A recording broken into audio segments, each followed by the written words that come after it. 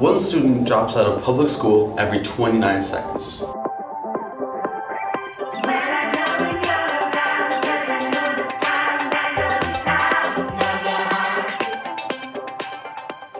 Hey guys, I'm Xander. Now there's two reasons you'd be watching this video right now. One, you have an interest or a stake in what I'm about to talk about. Or two, you're a student on a laptop, bored out of your mind, looking up why you can't focus on your work on YouTube. And here I am. Technology is something that has changed the world as we know it. We couldn't imagine our lives without the internet, without our phones in our pockets. But what place does it have in classrooms? In high school, technology use is limited. But since I've come to college, I'm expected to use my laptop for everything. And I want to understand why that does not hold true in high school. Why does the device that students are using make a difference in how well they are learning the material? In a paper published by Richard Schmidt and Robert Bernard, it was discussed that when students use technology, especially in STEM fields, in engaging and thought-provoking ways, they were more receptive to the information that they were being delivered. Why does the device that students are using make a difference in how well they are learning the material? Does an iPad or a Chromebook really convey information in a way that a teacher can't?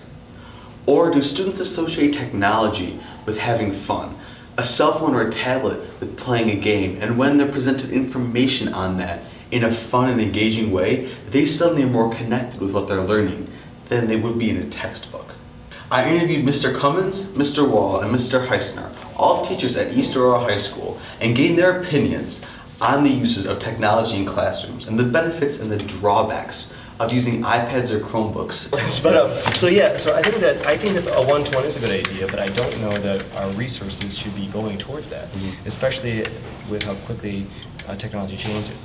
And what we lack and what we have not been able to do very well, at least in my eyes, is teach etiquette and computer etiquette, internet etiquette, just etiquette involving phones, involving any kind of technology.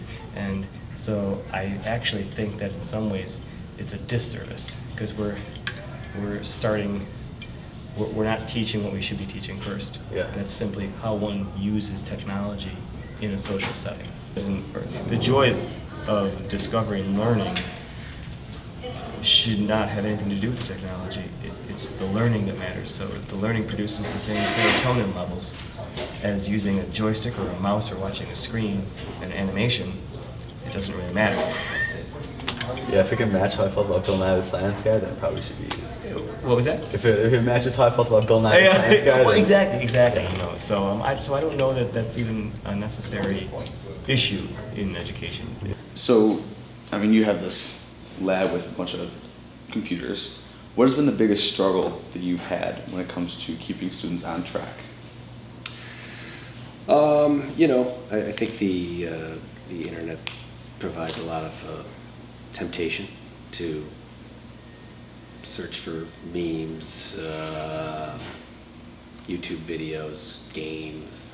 So, I think keeping them busy and always having no idle time in class is probably the best method to keep them on task. Okay. In schools where students aren't getting the attention that they need, schools that have lower funding, where our district has low funding, we have great teachers, and some districts that don't have that benefit. Do you think that technology could potentially level the educational playing field and help boost the quality of their education? Or do you think that it would just become another distraction, that in a school where they don't have as good teachers and as good of an environment, it'd just be distractions where kids can play games all the time?